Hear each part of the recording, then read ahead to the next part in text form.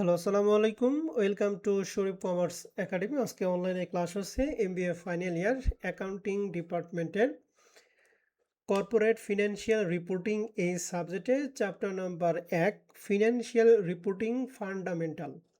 এই চ্যাপ্টারে আজকে হচ্ছে আমাদের ফার্স্ট লেকচার। তো আর্থিক প্রতিবেদনের মৌলিক ভিত্তি এই চ্যাপ্টারে জাতীয় বিশ্ববিদ্যালয় যে সিলেবাস বন্টন করে দিছে, এই সিলেবাস আলোকে টোটাল এই চ্যাপ্টারকে আমরা 3টা ফরম্যাটে ভাগ করছি। ফরম্যাট নাম্বার 1 বেসিক কনসেপ্ট, 2 হচ্ছে ডিপ্রিসিয়েশন, 3 হচ্ছে ফিনান্সিয়াল স্টেটমেন্ট। এই ফিনান্সিয়াল স্টেটমেন্ট আমরা সেই 9 থেকে 9-এ পড়ছি, 10-এ পড়ছি, ইন্টারে 2 বছর পড়ছি, অনার্স ফার্স্ট ইয়ার থেকে ফোর্থ ইয়ার এবং মাস্টার্স আমরা এই ফিনান্সিয়াল স্টেটমেন্ট পড়ব। তোমাদের কাছে নতুন হচ্ছে ফরম্যাট 1 এবং 2। তো ফরম্যাট 1 এবং 2 এই দুইটা ফরম্যাটই হচ্ছে পার্ট বি এর জন্য, আর 3 নাম্বার ফরম্যাটটা হচ্ছে পার্ট সি এর জন্য। তো এই চ্যাপ্টার 1 থেকে জাতীয় বিশ্ববিদ্যালয় 2016 সাল থেকে শুরু করে 2023 সাল পর্যন্ত যে প্রশ্নগুলি আছে তার একটা অ্যানালাইসিস এখানে তুলে ধরা হয়েছে। দেখতেছি যে চ্যাপ্টার 1 থেকে 2016 সালে পার্ট বিতে একটা প্রশ্ন দিছে, 2017 সালে পার্ট বিতে 2টা এবং পার্ট সিতে একটা, টোটাল 18 মার্কের প্রশ্ন আছে চ্যাপ্টার 1 থেকে।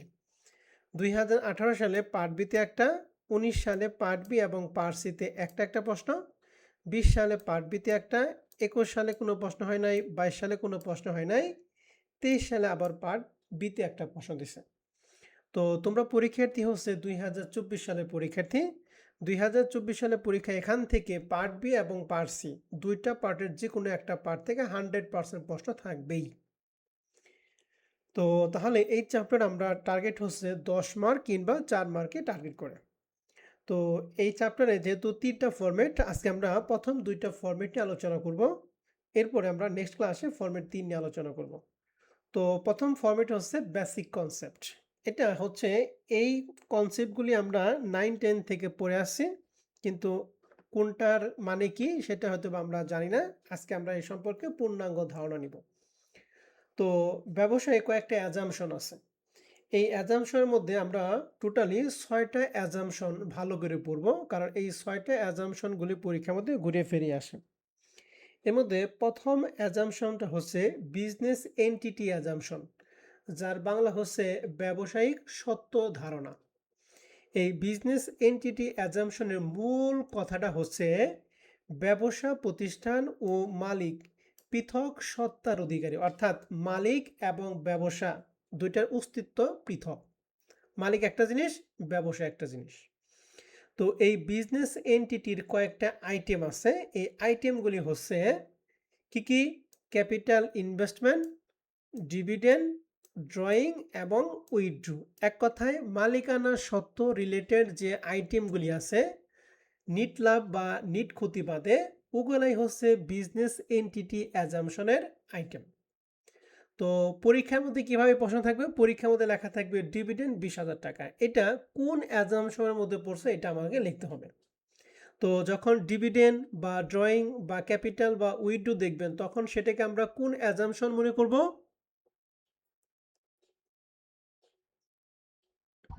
Business entry assumption. Business entity assumption. ঠিক আছে, ব্যবসায়ী সত্য এন্টিটি। ধারণা। তাহলে ব্যবসায়ী সত্য ধারণার শর্টকাটে মনে রাখার হচ্ছে ক্যাপিটাল, ডিভিডেন্ড এবং ড্রয়িং। ক্যাপিটাল, ডিভিডেন্ড এবং কি? ড্রয়িং। মনে থাকবে? ড্রয়িং। জি স্যার। ক্যাপিটাল, ডিভিডেন্ড এবং ড্রয়িং, এই কয়েকটা আইটেম হচ্ছে বিজনেস এন্টিটি অ্যাজাম্পশনের আইটেমগুলো।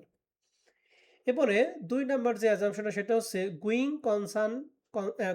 কনসার্ন অ্যাজাম্পশন, অর্থাৎ চলমান প্রতিষ্ঠান ধারণা। তো এখানে চলমান প্রতিষ্ঠান ধারণা হচ্ছে প্রতিষ্ঠান তার পরিচালনার শুরু থেকে বর্তমান উদ্দেশ্য এবং প্রতিশ্রুতি বহন করে দীর্ঘ সময় পর্যন্ত চলবে। এই ধারণার উপর ভিত্তি করে ব্যবসায় নানাবিধ ব্যয়গুলোকে স্বল্প ও দীর্ঘমেয়াদী ফলাফলের ভিত্তিতে মুনাফা জাতীয় ও মূলধন জাতীয় ব্যয়ে শ্রেণীবিভাগ করা হয়। মুনাফা জাতীয় এবং মূলধন জাতীয় ব্যয়। আমরা জানি মুনাফা জাতীয় ব্যয় মানে নর্মাল ব্যয়, আর মূলধন জাতীয় ব্যয় মানে স্থায়ী সম্পত্তি। তো এখানে লেখা আছে স্থায়ী সম্পত্তি ক্রয় মূল্য থেকে অবচয় বাদ দিয়ে অবশিষ্ট মূল্য আর্থিক বিবরণীতে দেখানো হয়। আমরা ব্যালেন্স শিটে স্থায়ী সম্পত্তি মানে ফিক্সড অ্যাসেট থেকে আমরা অ্যাকুমুলেটেড ডিপ্রিসিয়েশন বাদ দিই না? জি। এইটাই হচ্ছে গোয়িং কনসার্ন অ্যাজাম্পশনের ধারণার। তো গোয়িং কনসার্ন অ্যাজাম্পশন ধারণার কিছু আইটেম আছে। যেমন এখানে আমরা আগে পুরোটা পড়বো, এরপরে শর্টকাট বলে দিব।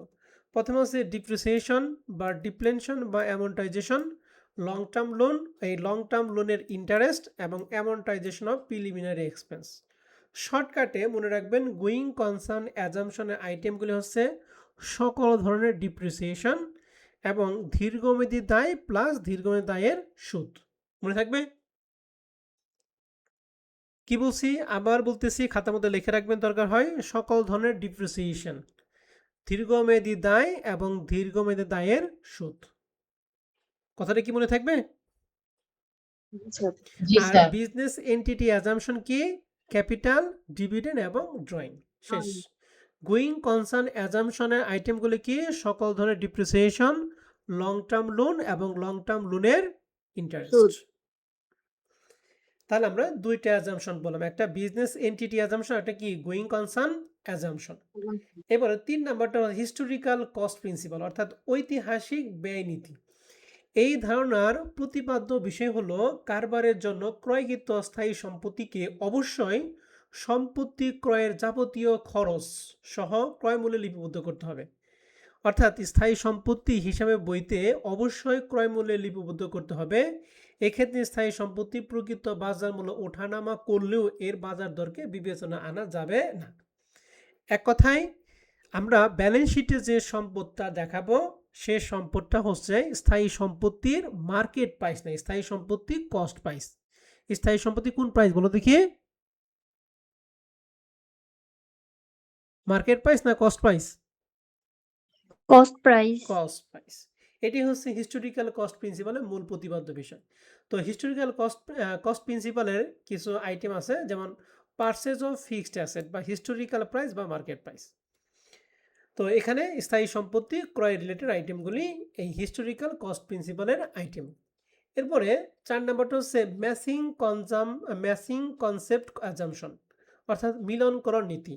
এই ধারণার মূল বক্তব্য হলো একটি হিসাবকালে প্রকৃত মুনাফা নির্ণয় করতে হলে ওই হিসাবকালে আয়ের বিপরীতে শুধুমাত্র ওই হিসাবকালে ব্যয়গুলি লিপিবদ্ধ করতে হবে। অর্থাৎ একটা নির্দিষ্ট সময়ে আয় এবং ব্যয় এই দুইটার পার্থক্যই হবে প্রকৃত লাভ ক্ষতি। নির্দিষ্ট সময় মানে কি? মনে করেন যে আমি 2018 সাল যদি ধরি, তাহলে 2018 সালে জানুয়ারি 1 থেকে ডিসেম্বর 31 তারিখ পর্যন্ত যে আয় এবং ব্যয়গুলি হয়েছে, এই আয় থেকে ব্যয়গুলি বাদ দিয়ে আমরা প্রকৃত লাভ বা ক্ষতি বের করব। এটাই হচ্ছে ম্যাচিং কনসেপ্ট অ্যাজাম্পশনের মূল বক্তব্য। তো ম্যাচিং কনসেপ্ট অ্যাজাম্পশনের আইটেমগুলি কি কি? আইটেমগুলি হচ্ছে প্রিপেড এক্সপেন্স এবং অ্যাক্রুড এক্সপেন্স। শর্টকাটে মনে রাখবেন অগ্রিম খরচ এবং বকেয়া খরচ। অগ্রিম খরচ এবং কি খরচ বলো দেখি? বকেয়া বকেয়া খরচ। খরচ। তাহলে আমরা 4টা অ্যাজাম্পশন বললাম। 4টা অ্যাজাম্পশন আরেকবার একটু রিভিশন দেই। বিজনেস এন্টিটির মধ্যে ক্যাপিটাল, ড্রয়িং এবং ডিভিডেন্ড। গোয়িং কনসার্নের মধ্যে সকল ধরনের ডিপ্রিসিয়েশন, লং টার্ম লোন এবং লং টার্ম লোনের কি? সুদ। ইন্টারেস্ট। হিস্টোরিক্যাল কস্ট প্রিন্সিপালে শুধুমাত্র স্থায়ী সম্পত্তি ক্রয়গুলি আসবে। ম্যাচিং কনসার্ন অ্যাজাম্পশনের মধ্যে আসবে কি? বকেয়া খরচ এবং অগ্রিম খরচ। এবার ফুল ডিসক্লোজার কনসেপ্ট অ্যাজাম্পশন, অর্থাৎ পূর্ণ প্রকাশকরণ নীতি। এই নীতির মূল বিষয়টা হচ্ছে প্রতিষ্ঠানের আর্থিক অবস্থা ও আর্থিক ফলাফলকে প্রভাবিত করবে এমন গুরুত্বপূর্ণ তথ্য আর্থিক বিবরণীতে যথাযথভাবে প্রকাশ করতে হয়। অর্থাৎ আর্থিক বিবরণী প্রস্তুতের পর প্রয়োজনীয় টাকা যোগ করে হিসাব তথ্যকে বোধগম্য করা হয়। অর্থাৎ যে সমস্ত আইটেমগুলি আর্থিক বিবরণে প্রভাব বিস্তার করবে ওই সমস্ত আইটেমগুলি যোগ অথবা বিয়োগ আমরা করব। তো এই ফুল ডিসক্লোজার কনসেপ্ট অ্যাজাম্পশনের কয়েকটা আইটেম আছে। এই আইটেমগুলি হচ্ছে অ্যাকুমুলেটেড ডিপ্রিসিয়েশন এবং ব্যাংক রিকনসিলিয়েশন। ডিপ্রিসিয়েশন আবার কনফিউশন হয় না, শুধু ডিপ্রিসিয়েশন হচ্ছে গোয়িং কনসার্ন অ্যাজাম্পশনে, কিন্তু অ্যাকুমুলেটেড ডিপ্রিসিয়েশনটা হচ্ছে ফুল ডিসক্লোজার কনসেপ্ট অ্যাজাম্পশনে। শুধু ডিপ্রিসিয়েশন মানে অবচয়, আর অ্যাকুমুলেটেড ডিপ্রিসিয়েশন মানে কি? পুঞ্জীভূত অবচয়। তাহলে ফুল ডিসক্লোজার অ্যাজাম্পশনে আইটেম কয়টা? দুইটা। কি কি বলেন তো দেখি? Accumulated depreciation, bank reconciliation. ওকে, অ্যাকুমুলেট ডিপ্রিসিয়েশন এবং ব্যাংক রিকনসিলিয়েশন, ম্যাচিং কনসামের ক্ষেত্রে অগ্রিম খরচ এবং বকেয়া খরচ। এরপরে সর্বশেষ হলো পিরিয়ডিসিটি অ্যাজাম্পশন অর্থাৎ হিসাবকাল ধারণা নীতি। চলমান প্রতিষ্ঠান অনুযায়ী একটি ব্যবসা অনির্দিষ্ট কাল পর্যন্ত চলতে থাকবে বলে ধরে নেওয়া হয়, কিন্তু উক্ত ব্যবসায়ের ফলাফল জানার জন্য একটি অনির্দিষ্ট কাল পর্যন্ত অপেক্ষা করা সম্ভব নয়। ব্যবসায় প্রতিনিয়ত ফলাফল জানার জন্য ব্যবসায় এই অনির্দিষ্ট জীবনকালকে কতিপয় ক্ষুদ্র ক্ষুদ্র অংশে বিভক্ত করা, অর্থাৎ একটা প্রতিষ্ঠান অনন্তকাল যাবে, অনির্দিষ্টকাল পর্যন্ত যাবে, কিন্তু এই কালটাকে আমরা ভাগে ভাগে মানে 10 বছর, 5 বছর, 20 বছর এরকম ভাগে ভাগে ভাগ করে আমরা এটার একটা হিসাব টানতে পারি। তো এই পিরিয়ডিসিটি অ্যাজাম্পশনের মূল আইটেমটা হচ্ছে নাম হচ্ছে কি ক্লোজিং এন্ট্রি। এই ক্লোজিং এন্ট্রিটা আমরা কিন্তু সেই অনার্স ফার্স্ট ইয়ারে পড়ছিলাম, সমাপনী দাখিলা। সমাপনী দাখিলা কি মনে আছে আপনাদের? সমাপনী দাখিলা দিতে হয় 4টা ধাপে। প্রথমে আয় বন্ধ করার জন্য, 2 নম্বরে ব্যয় বন্ধ করার জন্য, 3 নম্বরে আয় এবং ব্যয়ের পার্থক্য মানে নিট লাভ বা নিট ক্ষতির জন্য, আর 4 নাম্বারটা দিতাম কি ড্রয়িং বা ডিভিডেন্ড বন্ধ করার জন্য। সেই যে জাবেদা পড়ছিলাম 4টা, ওইটাই হচ্ছে আমাদের পিরিয়ডিসিটি অ্যাজাম্পশনের আইটেম। তাহলে টোটাল অ্যাজাম্পশন আমরা বললাম 6টা। এই 6টা অ্যাজাম্পশন আমরা আরেকবার রিভিশন দিব, দেন আমরা অঙ্ক করব। তাহলে প্রথমে একটু বলেন তো দেখি বিজনেস এন্টিটি অ্যাজাম্পশন আমরা কি পড়ছিলাম, শর্টকাটে একটু বলেন তো দেখি। Capital, dividend, drawings. শেষ। গোয়িং কনসার্ন অ্যাজাম্পশনের মধ্যে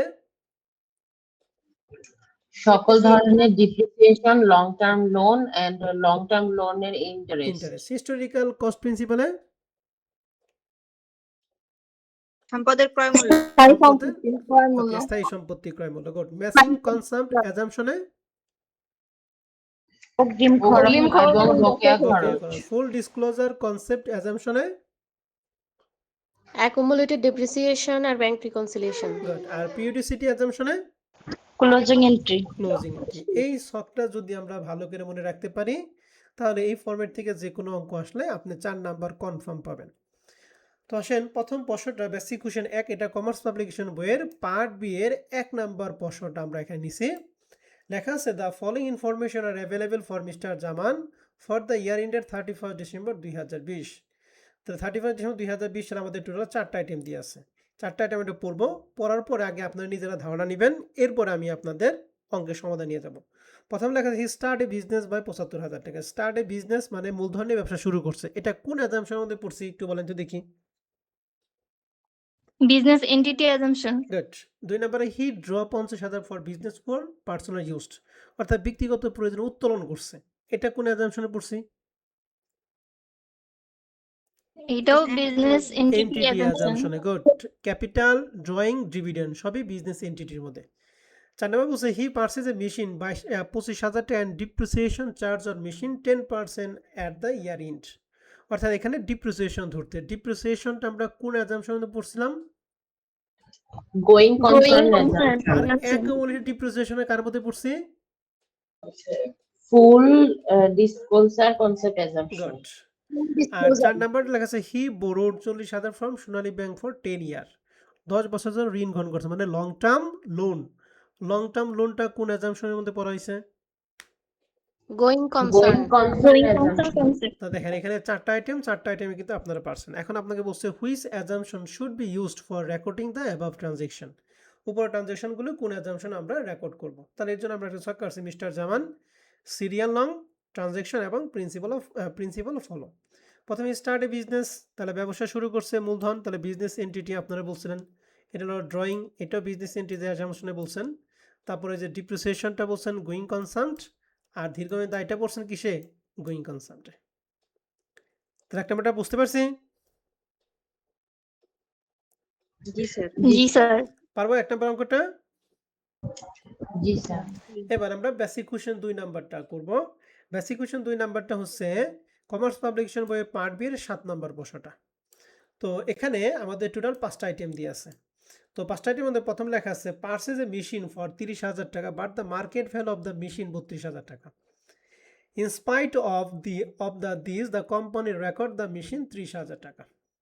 তাহলে আমাদের এখানে মেশিনের ক্রয় মূল্য আছে 30 আর মার্কেট প্রাইস আছে কত? 32,000 টাকা। তাহলে আমরা মার্কেট প্রাইসে হিসাবভুক্ত করি নাকি ক্রয় মূল্যে লিপিবদ্ধ করি? ক্রয় মূল্যে ক্রয় মূল্য। এটা কোন অ্যাজাম্পশনে নেই আমরা? Historical cost principle Historical cost principle. Okay, historical cost প্রিন্সিপালে। 2 নম্বর বলছে the following expense paid for the machine, অর্থাৎ মেশিনের জন্য আমাদের খরচ করছে কি কি? ট্রান্সপোর্টেশন কস্ট, পরিবহন খরচ, ইম্পোর্ট ডিউটি এবং এস্টাবলিশমেন্ট এক্সপেন্স। এই সবগুলো খরচই করছে হচ্ছে কার জন্য বলো দেখি? মেশিনের জন্য, অর্থাৎ মেশিন বাবদ কস্ট। স্থায়ী সম্পত্তির কস্ট, স্থায়ী সম্পত্তির কস্ট আমরা কোন প্রিন্সিপালে পড়ছিলাম? historical cost principle. Historical cost প্রিন্সিপালে। 3 নম্বর হচ্ছে প্রিপেড রেন্ট 10,000 টাকা। তাহলে প্রিপেড রেন্ট এবং অ্যাক্রুড এক্সপেন্স কোনটার মধ্যে পড়ছিলাম? ম্যাচিং ম্যাচিং কনসাম কনসেপ্ট অ্যাজাম্পশন অ্যাজাম্পশনে। গুড। অ্যাকুমুলেটিভ ডিপ্রিসিয়েশনটা ফুল ডিসক্লোজার কনসেপ্ট গুড। আর prepare a bank reconciliation statement, তাহলে ব্যাংক রিকনসিলিয়েশনে কার মধ্যে পড়ছে? Full disclosure concepts আর নিচে assumption. বলছে which principle is related to this event, তো ইভেন্টগুলি কোন প্রিন্সিপাল আন্ডারে পড়ছে? তাহলে একই। তাহলে 1 নম্বরটা আমরা হিস্টোরিক্যাল, 2 নম্বরটা আপনার হিস্টোরিক্যাল বলছেন, 3 নম্বরটা বলছেন ম্যাচিং কনসেপ্ট অ্যাজাম্পশনে, 4 নম্বরটা বলছেন ফুল ডিসক্লোজার, 5 নম্বরটা ফুল ডিসক্লোজার। বুঝতে পারছি? তো আপনারা জি, স্যার। যে কয়টা আইটেম বলছেন প্রত্যেকটা আইটেমই আপনাদের ঠিক আছে। এখন আমরা আসবো জাতীয় বিশ্ববিদ্যালয় প্রশ্ন। আমরা 2টা কমার্স পাবলিকেশন বই থেকে অঙ্ক করাইলাম। এখন জাতীয় বিশ্ববিদ্যালয় যে কয়টা আছে সবগুলো আপনারা একা একাই পারবেন। বলেন প্রথমটা কোনটার মধ্যে আসবে? Business entity assumption business entity assumption. এটা অঙ্ক করার জন্য আপনাদের আরেকটা বার একটু দেখার সুযোগ দেই। 1 মিনিট একটু সবগুলো দেখেন।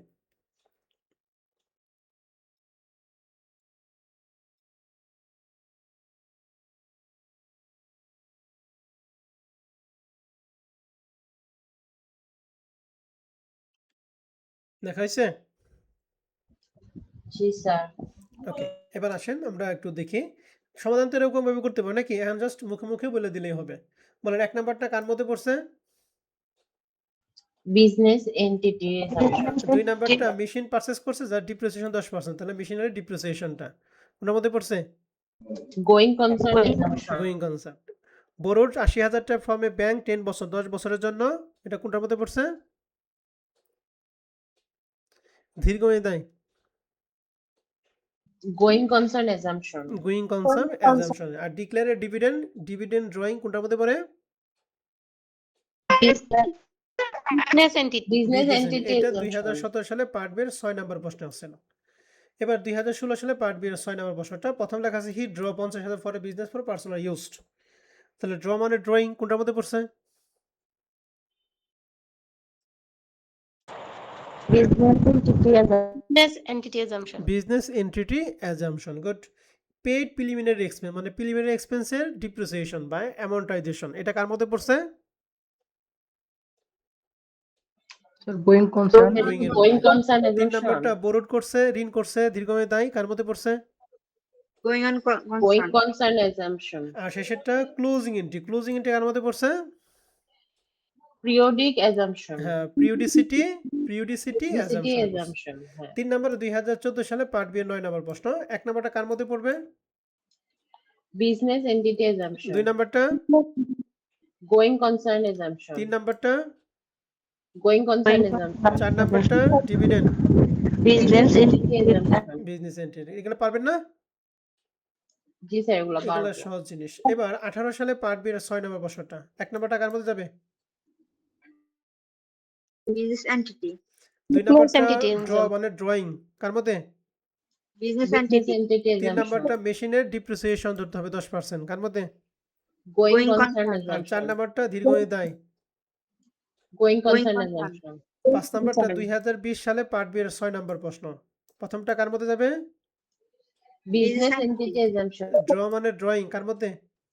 বিজনেস আর মেশিনারি ডিপ্রিসিয়েশন গোয়িং কনসার্ন আর এটা দীর্ঘমেয়াদীটা going concern Going assumption concern. 20 সালের পার্ট বি এর 7 নম্বর প্রশ্ন।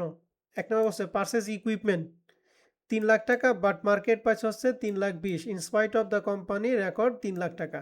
তাহলে 3 লাখ এবং 3,20,000 এর মধ্যে আমরা কোনটা নিব? 3 lakh. 3 লাখ 3 টাকা লাখ। ক্রয় মূল্য নিব। এটা কোন নীতি অনুযায়ী? Historical. Historical cost principle good. 2 নম্বরে প্রিপেড রেন্টটা matching con- concept, matching massive concept. Concept assumption good 3 নাম্বারটা ডিক্লেয়ারেড ডিভিডেন্ড business entity আর assumption, ব্যাংক রিকনসিলিয়েশনটা full disclosure concept assumption. Concept অ্যাজাম্পশনে তাহলে এরই মাধ্যমে হচ্ছে আমাদের ফরম্যাট এক শেষ হলো আমরা পারবো ফরম্যাট একটা জি স্যার জি স্যার ওকে তাহলে এবার আসেন আমরা 2 নম্বর ফরম্যাটে একটু দেখব 2 নম্বর ফরম্যাট হচ্ছে ডিপ্রিসিয়েশনটা মনে রাখবেন প্রিয় শিক্ষার্থীরা ডিপ্রিসিয়েশনটা ধরতে হবে সব সময় ক্রয় মূল্যের উপর বা কস্ট প্রাইসের উপর মার্কেট প্রাইসের উপর কখনো ডিপ্রিসিয়েশন ধরা হবে না ঠিক আছে তো এই ডিপ্রিসিয়েশন স্যার আরেকবার বলবেন? আমি আবার বলতেছি একটু মিউট করেন সবাই ডিপ্রিসিয়েশনটা ধরতে হবে স্থায়ী সম্পত্তি কস্ট প্রাইসের উপর মানে ক্রয় মূল্যের উপরে কখনো মার্কেট প্রাইসের উপর আমরা ডিপ্রিসিয়েশন ধরবো না মনে থাকবে জি স্যার ওকে এবার আসেন আমরা বেসিক কোশ্চেন 1 নম্বর অঙ্কটা কমার্স পাবলিকেশন বইয়ের প্রবলেম পার্ট বি এর 4 নম্বর প্রশ্নটা আমরা করাবো এখানে টোটাল আমরা 3টা অঙ্ক করাবো 3টা অঙ্ক করাইলে ডিপ্রিসিয়েশন ফরম্যাটে আপনি বস লেখা আছে the following information is from the trial balance of unique limited furniture আছে 4,50,000 অফিস ডেকোরেশন আছে 4 লাখ মোটর কার আছে 10 লাখ এই তিনটেই হচ্ছে স্থায়ী সম্পত্তি 10% ফিক্সড ডিপোজিট এটা হলো ব্যাংকে এফডিআর করছে সেই এফডিআরটা আর ইকুইপমেন্ট আছে 5 লাখ টাকা এটা হলো বুক ভ্যালু আর ব্র্যাকেটে লেখা আছে পারচেস প্রাইস 6 লাখ টাকা তাহলে আমরা ইকুইপমেন্ট কি 5 লাখ টাকার উপর ধরবো নাকি ওই যে পারচেস প্রাইস 6 লাখ টাকার উপর ধরবো 6 লাখ উপর 6 লাখ টাকার উপর ধরবো নিচে বলছে অ্যাডজাস্টের মধ্যে বলছে সোল্ড অফ ওল্ড ফার্নিচার 30,000 টাকা যার বুক ভ্যালু ছিল 20,000 টাকা অর্থাৎ এখানে ফার্নিচার যে 4,50,000 টাকা ছিল এই 4,50,000 টাকার মধ্যে বিক্রি করছে 30,000 টাকা যার বুক ভ্যালু ছিল 20,000 টাকা এখন প্রশ্ন হচ্ছে ফার্নিচার কমছে কত 30,000 টাকা কমছে নাকি 20,000 টাকা কমছে বলেন তো দেখি 20,000 20,000 টাকা ফার্নিচার কমছে তাহলে অনেকে বলতে পারেন স্যার 30,000 টাকা যে বিক্রি করছে ভাই 20,000 টাকা জিনিস 30,000 টাকা বিক্রি করছে 10,000 টাকা তার লাভ হয়েছে কিন্তু ফার্নিচার অ্যাকচুয়ালি কমছে কত 30,000 না 20,000 বলো তো দেখি 20,000 20,000 টাকা গুড 2 নম্বর বলছে চার্জ 15% ডিপ্রিসিয়েশন অফ ফিক্সড অ্যাসেটের উপর 15% কি ধরতে হবে ডিপ্রিসিয়েশন ধরতে হবে এখানে দুইটা বলছে এক নম্বর বলছে which principle is use to record depreciation of fixed asset আমরা স্থায়ী সম্পত্তির ডিপ্রিসিয়েশনটা কোন প্রিন্সিপালে আমরা এতক্ষণ পড়ে আসলাম ক্রয় মূল্যের উপর ধরতে হবে না এটা তো ধরতে হবে কিন্তু আমরা ডিপ্রিসিয়েশনটা কোন অ্যাজাম্পশনে পড়ে আসলাম ফর্মেটাকে going concern assumption. এইটাই বলছে যে কোন প্রিন্সিপালে ইউজ করা হয় তাহলে আমরা লিখছি অ্যাকর্ডিং টু গোইন কনসেপ্ট অ্যাজাম্পশনে depreciation of fixed asset is record তাহলে ফরম্যাট 1 এর একটা জিনিস এখানে কাজে লাগলো নাকি এবার 2 নম্বর বলছে জি, স্যার। ডিটারমাইন দ্য ডিপ্রিসিয়েশন তাহলে ডিপ্রিসিয়েশন ধরবো তাহলে প্রথমে ফার্নিচার প্রত্যেকটা স্থায়ী সম্পত্তির উপর 15% ডিপ্রিসিয়েশন ধরতে হবে এন্ড ফার্নিচার 4,50,000 এখান থেকে আমি বিক্রি করছি 30,000 টাকা যার বুক ভ্যালু ছিল কত 20,000 তাহলে ফার্নিচার কমছে কত 30 না 20 20 তাহলে এই 4,50,000 থেকে 20,000 টাকা বাদ দিব যা থাকবে তার উপর কত পার্সেন্ট 15%. তাহলে আমরা ফার্নিচারের মধ্যে লিখছি কই এই যে ফার্নিচার ডিপ্রিসিয়েশন 4,50,000 মাইনাস 20,000 যা তার উপর কত পার্সেন্ট 15% মানে 64,500 ক্লিয়ার জি জি স্যার স্যার এরপরে ছিল অফিস ডেকোরেশন 4 লাখ টাকা অফিস ডেকোরেশন আর কোনো কথা বলা না তাহলে 4 লাখ টাকার উপর কত পার্সেন্ট ধরবো 15% 15% তাহলে 4 লাখ টাকার 15% 60,000 টাকা মোটর কার নিয়ে কোনো কথা বলা নেই তাহলে 10 লাখ টাকার সরাসরি কত পার্সেন্ট 15% 1.5 লাখ টাকা আর 10% ফিক্সড ডিপোজিট এফডিআর উপর তো কোনো ডিপ্রিসিয়েশন হয় না ইকুইপমেন্ট 5 লাখ এবং 6 লাখ আমরা কোনটার উপর ডিপ্রিসিয়েশন ধরবো 6 লাখ। 6 লাখ টাকা এটা হলো ক্রয় মূল্য তাহলে 6 লাখ টাকা কত পার্সেন্ট 15% 15%. 6 লাখ টাকা 15% মানে 90,000 টাকা And সবগুলো যোগ করেন 3,64,500 টাকা ক্লিয়ার জি স্যার 1 নম্বর অঙ্কটা কি বুঝতে পারছি হ্যাঁ স্যার এবার আসি 2 নম্বর অঙ্কটা 2 নম্বর অঙ্কটা কমার্স পাবলিকেশন বইয়ের পার্ট বি এর 10 নম্বর প্রশ্নটা দেন সবই কমার্স পাবলিকেশন অঙ্ক করে দিয়েছি লেখা আছে the following information is collected at the end of the year 2021 of the company XYZ limited এখানে প্লান্ট অ্যান্ড মেশিনারি দিয়ে আছে কস্ট প্রাইস 6 লাখ টাকা এবং মার্কেট প্রাইস কত 7 লাখ ফার্নিচার অ্যান্ড ফিটিং দিয়ে আছে ল্যান্ড অ্যান্ড বিল্ডিং দিয়ে আছে অফিস ইকুইপমেন্ট দিয়ে আছে এখানে চারটাই হচ্ছে স্থায়ী সম্পত্তি এবং প্রত্যেকটি স্থায়ী সম্পত্তি কস্ট প্রাইস দিয়ে আছে, মার্কেট প্রাইসও দিয়ে আছে। আমরা ডিপ্রিসিয়েশন ধরবো কার উপরে বলো দেখি? কস্ট প্রাইসের উপর। কস্ট প্রাইসের price। উপর, গুড। আর শেষেটা লেখা আছে ক্লোজিং স্টক। ক্লোজিং স্টক তো আর ডিপ্রিসিয়েশন স্থায়ী সম্পত্তি না, তাই না? ক্লোজিং স্টক হলো সমাপনী মজুত পণ্য, যেটা কিনা একটা চলতি সম্পদ। তো ক্লোজিং স্টকের ক্ষেত্রে কস্ট প্রাইস ছিল 2 লাখ টাকা, মার্কেট প্রাইস হলো 1,80,000। আমরা জানি সমাপনী মজুত পণ্যের মধ্যে দুইটা ভ্যালুর মধ্যে কোন ভ্যালুটা যেন আমরা লিপিবদ্ধ করি? আমরা ইন্টারে আমরা যখন সমাপনী মজুত পণ্য দুইটা ছিল, বাজার মূল্য এবং ক্রয় মূল্যের মধ্যে দুইটার মধ্যে কোনটা নিতাম? সমাপনী মজুত বাদ দিতাম কোনটা? মনে আছে? যেটা ছোট ওইটা নিতাম, Good. যেটা বড় যে- ওইটা বাদ দিতাম। গুড, যেটা ছোট সেটাই আমরা হিসাবভুক্ত করতাম। এখানে মার্কেট প্রাইস বা কস্ট প্রাইস নাই। মার্কেট প্রাইস এবং কস্ট প্রাইসের মধ্যে যে টাকাটা ছোট সেটাই হচ্ছে সমাপনী মজুত পণ্য হিসেবে আমরা কি করতাম? গণ্য করতাম। ঠিক আছে? ডিপ্রিসিয়েশন সময় বলছে depreciation to be charge 10% of fixed assets. Fixed অ্যাসেটের উপর 10% ধরতে হবে, এক্সক্লুডিং ল্যান্ড অ্যান্ড বিল্ডিং, অর্থাৎ ল্যান্ড অ্যান্ড বিল্ডিং বাদে। তাহলে যে ল্যান্ড অ্যান্ড বিল্ডিং এইটা ডিপ্রিসিয়েশন ধরা যাবে না। আর ক্লোজিং স্টকের উপর কি আর কোনো ডিপ্রিসিয়েশন আছে? না, তাহলে ল্যান্ড অ্যান্ড বিল্ডিং এবং ক্লোজিং স্টক এই দুইটা বাদে বাদ বাকি সবগুলোর উপর কত পার্সেন্ট করে ডিপ্রিসিয়েশন ধরতে হবে? 10%। 10%। রিকমেন্ড একই বলছে calculate the total depreciation of fixed asset excluding land and building. Land and building বাদে ফিক্সড অ্যাসেটের উপর কত পার্সেন্ট ধরবো? 10%। 10%। এখন মনে করতে হবে স্যার ল্যান্ড অ্যান্ড বিল্ডিং করতে হবে, ক্লোজিং স্টক কথা হবে, তাহলে ক্লোজিং স্টক উপর ধরবো। ক্লোজিং স্টক কি ফিক্সড অ্যাসেট? এটা হলো কারেন্ট অ্যাসেটস। যেটা ছোট। অতএব এটার উপর কোনো ডিপ্রিসিয়েশন নাই। তাহলে প্লান্ট অ্যান্ড মেশিনারি 7 লাখের উপর 10% নাকি 6 লাখের উপর 10%? 6 লাখের উপরে 6 10%। লাখের ফার্নিচার উপর। ফিটিং এর উপর কত টাকার উপর ধরবো 10%? 2 আড়াই লাখ। 2,50,000 আর অফিস ইকুইপমেন্ট 3 লাখ। 3 লাখ। তাহলে এই যে দেখেন 6 লাখের 10%, 2.5 লাখের 10%, 3 লাখের 10%, 60, 25, 30 সবগুলো যোগ করে 1,15,000। ক্লিয়ার? জি স্যার। এবার রিকোয়ারমেন্ট 2 বলছে which price will be show in the statement of financial position and why. বলছে কোন প্রাইসটা আমরা ফিনান্সিয়াল স্টেটমেন্টে শো করব এবং কেন।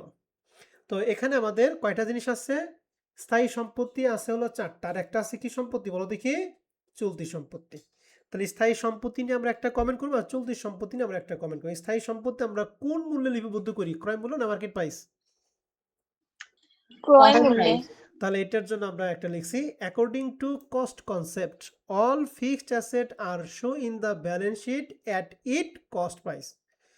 সকল স্থায়ী সম্পত্তি ব্যালেন্স শিটে কোন মূল্যে লিপিবদ্ধ করব?